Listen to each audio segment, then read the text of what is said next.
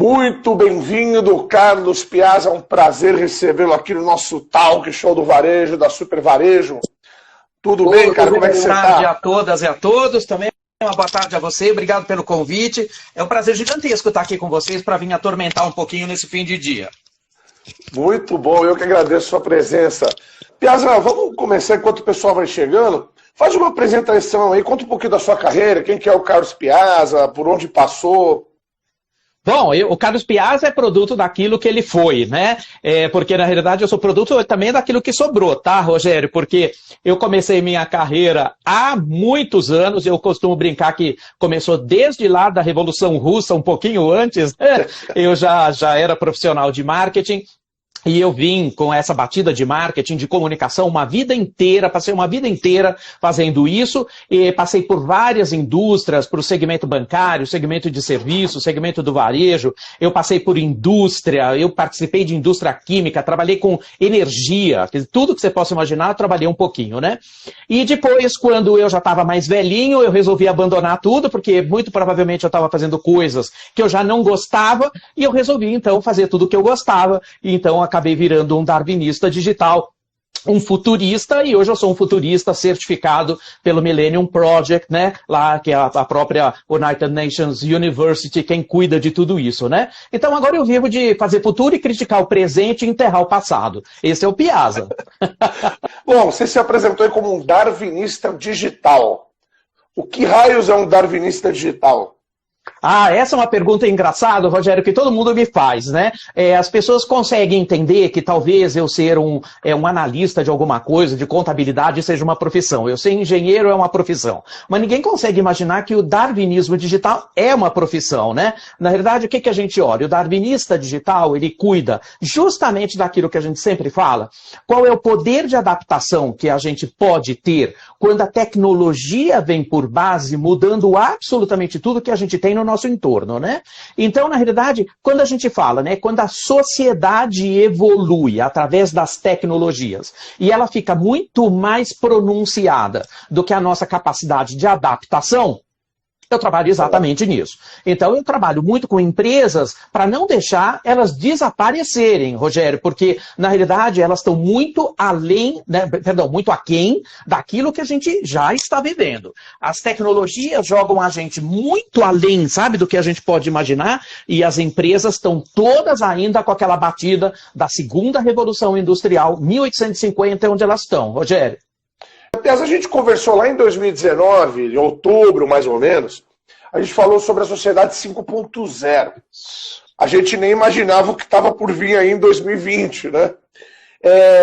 O que mudou, se é que mudou alguma coisa, e se faz sentido ainda quando a gente falava lá nessa sociedade 5.0?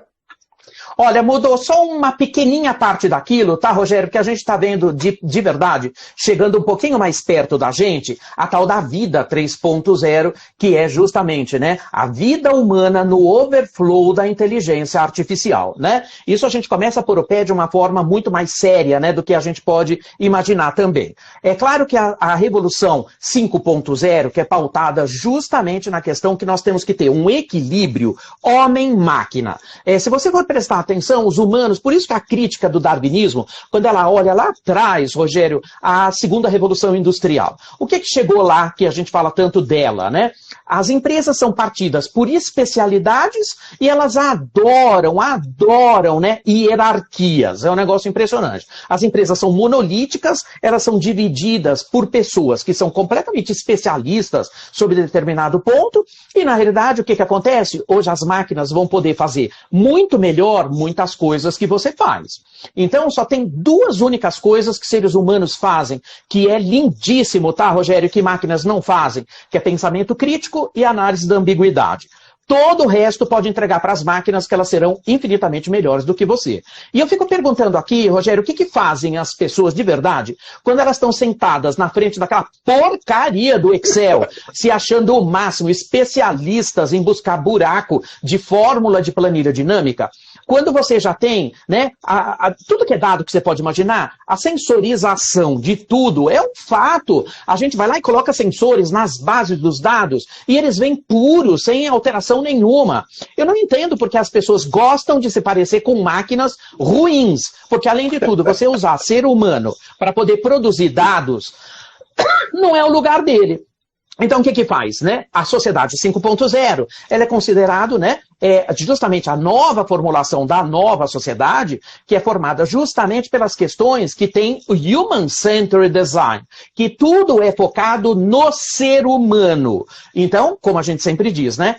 O ser humano ele ficou meio esquecido nessas relações de trabalho, né? Porque você tinha que ser uma máquina, você tinha que ter metas para bater, metas absurdas. E continuamos tendo empresas com metas absurdas, intangíveis, competição, mata-mata. Quando, Rogério, não basta só que eu venha competir com você, eu tenho que matar você, né? E ainda eu sou premiado com isso, né? Não raro, depois de 25 anos que você faz de uma empresa, você ganha uma lata para pôr aqui, né? Que eles te dão uma lata para você pôr aqui, né? E que não vale todo o estresse que você passa. Então, respondendo objetivamente, o que mudou? Mudou a vida 3.0, que a gente agora começa a olhar também a janela que a tecnologia nos dá para que, de alguma maneira, a gente já enxergue o tal do humano aumentado, né? Viveremos muito mais, viveremos com muito mais qualidade de vida. O mundo não é distopia dos filmes de Mad Max. Eu estava vendo ontem, Mad Max estava passando na televisão ontem, que eu falei, gente, isso aqui é um horror, porque o mundo não é essa distopia que a gente está olhando. O mundo, ele é uma utopia, mas que a gente não tem muitas vezes o acesso a ela, né? Viveremos muito mais, com uma capacidade muito melhor, com uma formulação muito melhor, e claro que a gente tem que enxergar o nosso lugar. A colaboração homem-máquina, que é o que a gente chama de convergência homem-máquina, restitui o lado humano. E é o que a gente fala, Rogério, que as pessoas não entenderam muito bem ainda, né? Porque ela fala assim, quanto mais tecnologia aportada eu tiver, mais humanos seremos. E aí a pessoa assim, tá bom, agora você pega a sua vida na mão e dá um sentido para ela. Qual é o seu propósito? As pessoas não têm a menor ideia porque nasceram.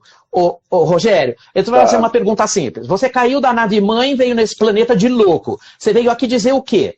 Você veio fazer o quê aqui? Qual é a sua pior indignação? As pessoas nem isso têm. Elas não são indignadas por nada. Elas não conseguem contribuir com uma visão de propósito. Rogério. Mas isso então, é o quê? Seria a falta...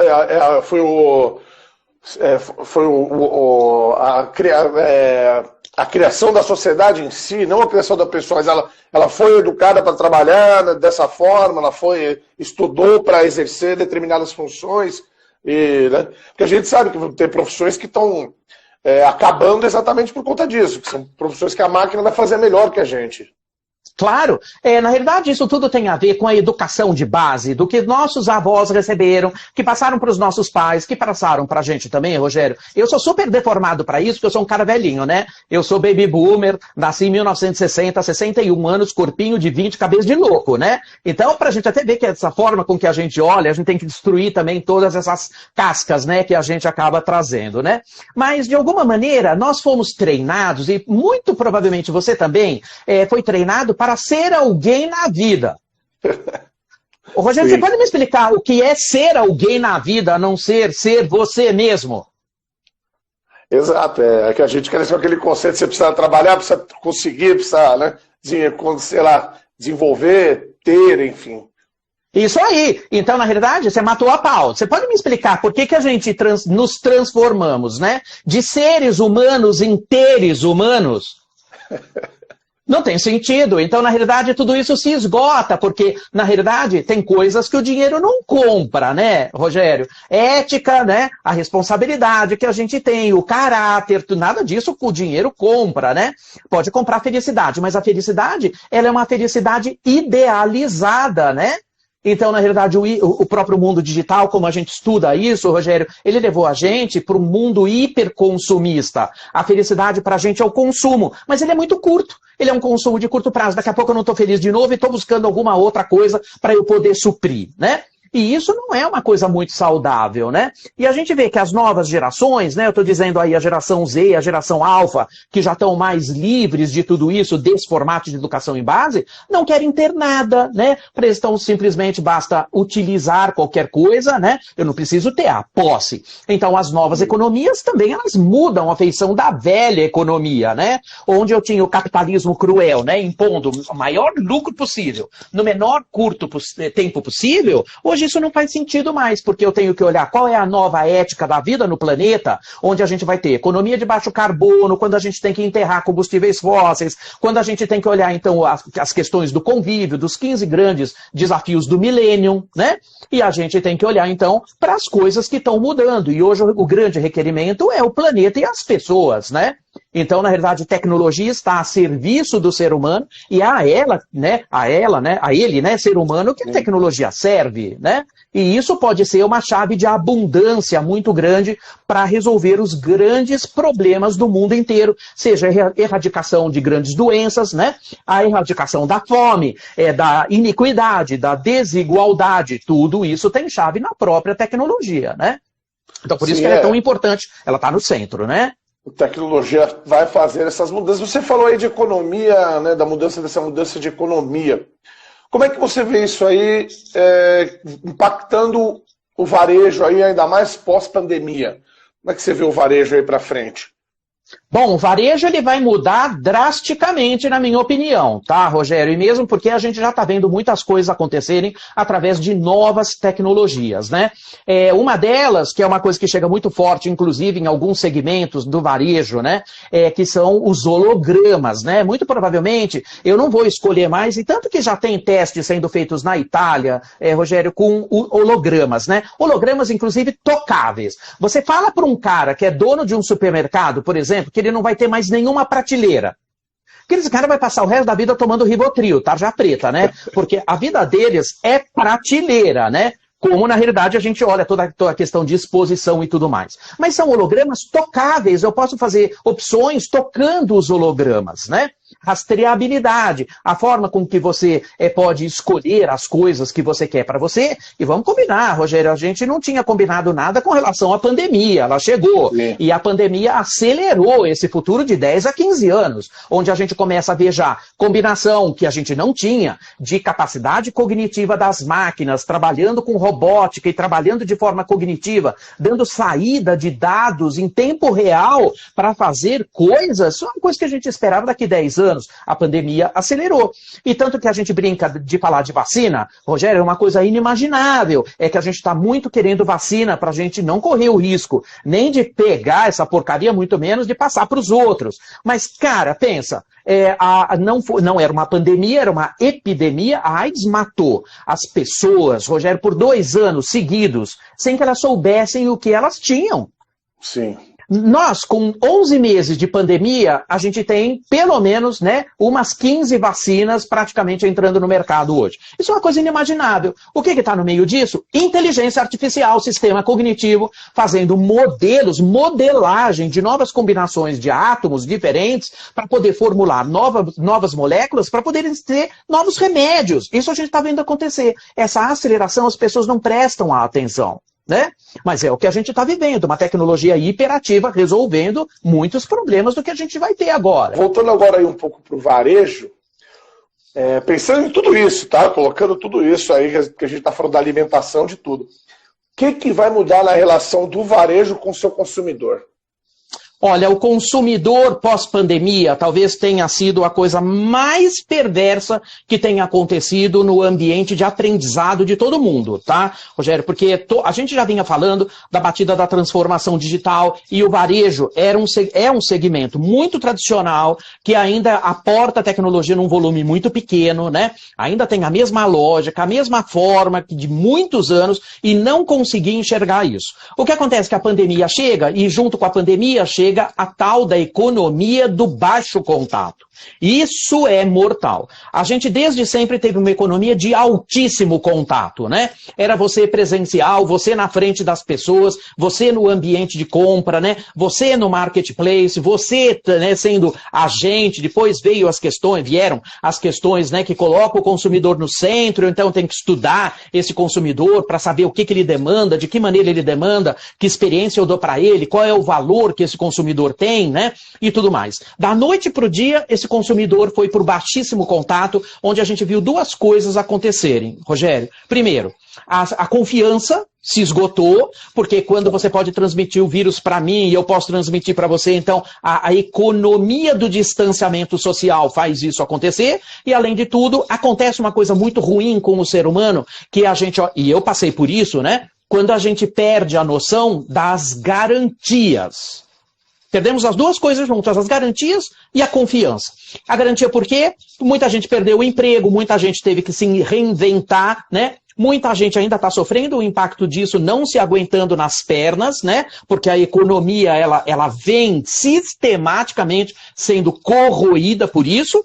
E nesse campo aí sim, os negacionistas fazem uma coisa muito ruim acontecer, que não consegue nem enxergar na vacina a forma com que você pode restabelecer a população de uma maneira mais rápida para reativar a economia. Passa necessariamente por isso, né?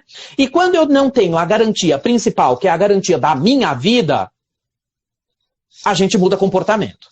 O tempo foi muito longo, 11 meses para nós, Brasil, Rogério, é definitivo, é fatal. As pessoas passam a adquirir novos comportamentos.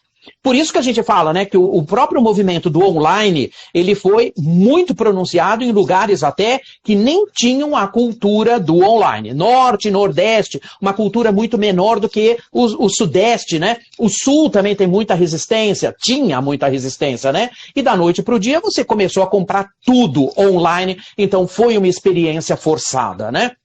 Além de tudo, a gente viu todo mundo se virando, né? Todo mundo foi lá fazer conta, restaurantes acabaram entendendo que ter um salão é muito caro, fizeram um ajuste de cardápio, manda tudo por delivery, então ele não precisa mais ter um salão, então ele tem uma dark kitchen, né? Que é justamente uma cozinha escura, que é só para ele trabalhar e para distribuir. Isso é muito mais barato para ele, então até aconteceu isso, né? As pessoas puderam consumir comida de grandes chefes de cozinha num preço menor.